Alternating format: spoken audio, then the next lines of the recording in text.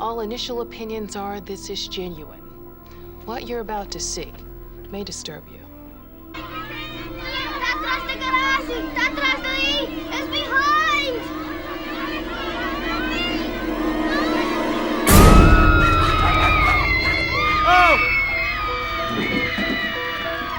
Well, we can't say that Nakamura doesn't keep us guessing with every chapter. Here we all thought Yamame was gonna go on an adventure in the woods with some cute animals. Nah, we're doing aliens now. Which is also what Nakamura said while writing this after taking all the drugs. Then proceeded to share some of those drugs with his editors who approved doing this chapter. We always kind of joked about the absurdism of this manga because of the inhuman feats that Rentaro has gone for the sake of his girlfriends. But aliens being real is just a whole other beast. Though should we really be surprised when we saw proof of them back all the way back in Volume 1 Extras where Rentaro, Hikari, and Karne accidentally summoned an alien spaceship? Maybe that's how this species even learned of Earth in the first place. The lore potential of this chapter is unprecedented. Captain's Log, Stardate 47322.4. Greetings, Earthlings. I am your resident vaguely Pokemon-shaped alien Moonlight 150, and this is my overview of the latest chapter of the 100 aliens who really want to conquer Earth.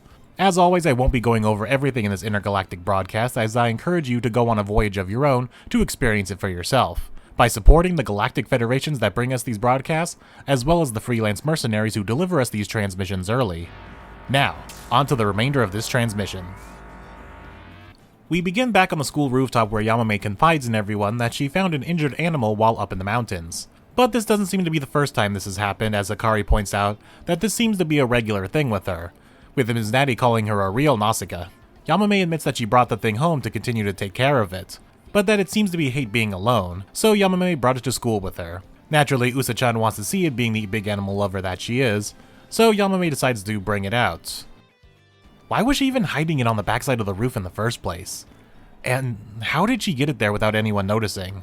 Was she the first one on the rooftop that day? Unimportant questions, moving on. But Karane points out that because this is this manga, it's probably not some cute rabbit or beaver, but probably a bear or even possibly Lord Okado himself. But it's actually viral internet sensation Mu Dang making his manga debut! Mooding! Hi guys, this is the Bangkok. Shut up! I want Mooding! Shut up! Mooding! Well, no, you saw the beginning of this video. It's actually a space alien. Or I guess a mountain alien, as Yamame puts it, since she found it in the mountains and not in space. Touche, Yamame. Yamame apparently found it injured with its spacecraft, but at the time didn't give much thought to the craft because, and I quote, "don't know too much about machines." Everyone is quick to notice how docile the alien is, but still not fully convinced it's not dangerous. Everyone is quick to think of what to do with it, and everyone is remaining weirdly calm during the whole thing. If someone I knew suddenly pulled out an alien out of nowhere, I'd be freaking out just a bit for sure. Everyone starts suggesting what to do with it, where Karumiya has apparently never watched a single movie involving aliens in the government, as those don't usually end up too well for the aliens. Yamamoha just wants to make a quick buck. Yamame is against all the ideas and just wants to take care of it, seeing how hurt and scared it is. With the girlfriend making her stance, Rentaro follows suit and decides that he trusts the alien too, because Yamame does. Himika is quick to get on the action of meeting an alien so she could join the legion of abnormal individuals who claim on the internet and tabloid magazines that they encountered an alien. But there's one flaw in your plan, Kiki. You actually did meet an alien, unlike all those other people, so you're not abnormal. After a couple more encounters of the third kind with some more girlfriends, I like how Saki's first instinct is to wonder how old the alien is, and is now in a moral predicament of respecting the alien as an elder or not. Kusuri also tries to take a sample of the alien's blood to make new drugs, and we get a reminder that, oh yeah, Kusuri is a mad scientist. That part of her character hasn't really been relevant in quite some time.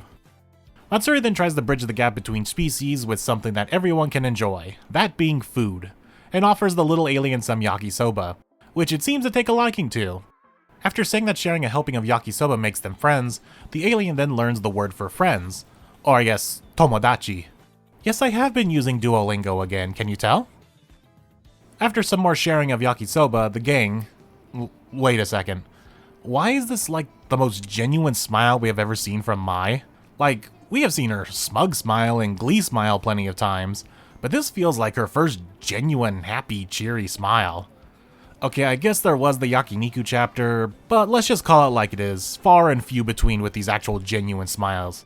Hell, that chapter I think is the only time we see a direct kiss between Mai and Rentaro that wasn't implied from a mass makeout session. Anyway, no more Mai tangent. And with yakisoba comes messes, and Hahari catches some on Rentaro and offers to clean it up for him with a kiss. This act startles the alien, wondering what Hahari is doing to Rentaro, where Hahari takes the chance to teach the alien about an earthly act called the kissy-wissy, the act that makes you so happy that your brain melts into a puddle, and takes down your average IQ according to Nano. The gang then spends the next few days interacting and playing with the alien, and yes, I see that foreboding coming days there plastered in the center of the page, and I'm not gonna get worked up by it. That's future Moonlight's headache whenever he has to do an update on the Days Past Theory video. For now, I'm just gonna enjoy the cute alien. After a vague number of days later, the alien's injury is all healed up, so Yamame plans to take the alien back up to the mountains so it can leave and return home.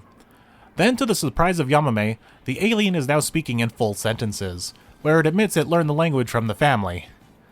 Oh, that can't be good.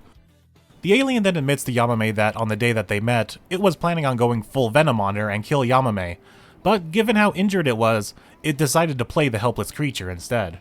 Where Yamame also admits that she knew the alien was dangerous from the start, but didn't care because she wanted to help. As she puts it, pain is universal. And as more time passed and the time that the alien spent with the family, it became less hostile and came to enjoy their company. You know, all things considered and with other recent alien events in other anime, this could have gone a lot worse. For our species to regain reproductive functions, we require the use of your banana organs. What? The next day, Yamame takes the alien back to its crashed spaceship, where apparently the ship was never the problem, and it could still take off and fly away. And the fact that the alien is able to breathe in the vacuum of space because that hole in its windshield is still there while flying through space. The alien arrives back at its base where we learn he was a reconnaissance agent sent to Earth to learn about its inhabitants and possibly its defense measures, as the race of these aliens are a conquering and invasive race, as they have taken over other planets and now wish to do the same with Earth. But the alien, or I guess his codename being 100KN, begins to talk about the people that he met while on Earth, calling them a kind-hearted people and believes wiping them out would be a loss for the universe.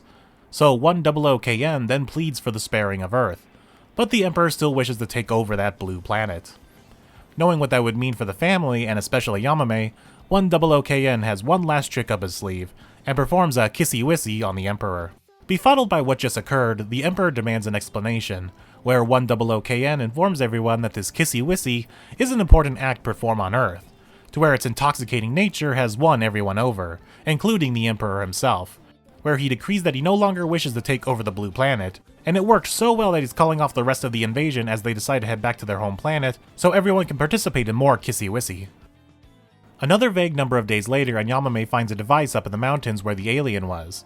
In it they find a recorded video message from 100KN, thanking everyone for being so kind to him, and to let them know that the act of the kissy-wissy that he learned from them has taken over their planet in what I can only describe as a planet-wide kissing orgy, saying that everyone can't get enough of kissy-wissy day in and day out, which makes you question how every other planet is going to view Earth from now on. But just even the mention of a bunch of aliens kissing apparently puts everyone in the mood, so they all get to making out with Rentaro to compensate for all the aliens making out, and that Earth can't fall behind on what they technically invented. And I'm awfully curious who here shouted and initiated this makeout fest. There's none of the verbal tics from a particular character to give it away. And since we are at the end here, I guess I'll cover it. Part of the great comedy of this chapter comes from the alien copying multiple characters' personality verbal tics. Let's run down them real quick if you didn't catch them. It starts with Mimimi and her ending of sentences with naturally, and then the slurred drunken speech of Momoha, the chuny speak of Uto, the gal speak of Akko, the broken incomprehensible English of Ms. Natty, the dialect of never using the letter H of Matsuri, the yep from Kusuri, calling Yamame Kohai like Saki, calling everyone dear and saying yes like Yaku, the tsundere-ness of Karane, which is my personal favorite usage. Then back to the message, we have Mei calling it an honored video message, mewing like Tama, mommy talk of Hahari, and then saying kissy-wissy is molto popular like Rin. But he doesn't seem to be imitating anyone on his final line, at least not one that I can tell right away. Needless to say, I love this chapter. It's the kind of out-of-pocket that I adore about this series, and it came out of nowhere to make the surprise reveal an actual surprise. It wouldn't have hit as hard if last week's preview said something like, Yamame's out of this world encounter in the mountains, or something like that. We all went in expecting an actual animal like everyone else did, only to be blindsided by an actual alien along with the other characters except Yamame herself. And then add on top of that this comedy of the alien learning our earthly language, and ending up mimicking all the verbal tics of the various members of the family. An all-around stellar chapter in my opinion, and a great way to end the volume. And I do hope we see 100KN again. Now I don't think we're going to be having the family fighting off an alien invasion, but just for him to visit again and then be astounded by how much the family has grown from Rentaro adding more girlfriends could be a fun revisit of a chapter. Speaking of the family fighting off an invasion, Hahari has now saved the planet twice. Once during the hair apocalypse, and now the aliens. Granted, the hair apocalypse was also caused by her, so let's just say 1.5. But yeah, Hahari being horny for kissing Rentaro, and then teaching the alien what kissing is, and what effects it has on others, stopped an invading alien species to end their conquest of taking over planets, just to go back home so they can all have their own version of an orgy. What on earth did I just write? Anyway, enough about alien orgies. We got confirmation that there is no break next week, so we're going straight into Girlfriend 31 next week right on Halloween, though she doesn't seem to be of the spooky variety. Our only hint is that she is a sleepy-looking girl. So either a girl who sleeps too much, or a girl who doesn't get enough sleep and has permanent bags under her eyes. Kind of like how Meru's eyes permanently have no light in them. Either way, I'm excited to see how she mingles with Rentaro and especially the rest of the family. Let's hope she isn't too hostile to everyone like Saki was. But that will conclude this space voyage of a video. Join me next week as we meet Girlfriend 31. I've been Moonlight150, and be sure to like, comment, and subscribe to remain up to date on my upcoming uploads. See you all in the next video.